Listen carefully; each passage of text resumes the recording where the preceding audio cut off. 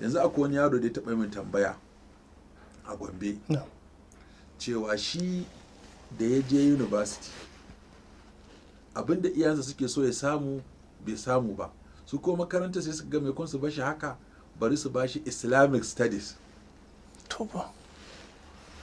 Tun da aka bashi Islamic studies bai gaya mahaifinsa me ya samu a jami'a ba, saboda in ya gaya wa mahaifinsa cewa bai samu course din da mahaifin yake so ya ba a Islamic studies ya kare to mahaifin zai yi fushi da shi kuma zai faɗa kuma ba zai yi wannan fannin ba.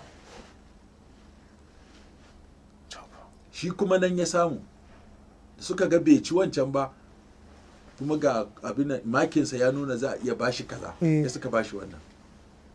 To har ya shekara ɗaya yana ɓoyewa mahaifin cewa ga department ɗin da yake ga fannin da yake karanta a jami'a. Shi ne ke tambaya ta, zai ci gaba da ɓoyewa mahaifin a tafi a haka, ko kuwa ya je ya gaya masa ma me za a yi amma dai ya san ba shi da ra'ayin ɗansa ya je ya karanta wani Islamic studies. Shi kuma iya damar da yake da ita kenan. To da ya zauna haka sai ya ga cewa ya karɓi wannan. Da ya zauna haka sai ya ƙara ya karɓi wannan din. To kaga kuma yana ganewa a nan din, kuma yana kokari. Kuma yana jin daɗin abin da yana jin daɗin abu. Nace to ai wannan ba matsala bane.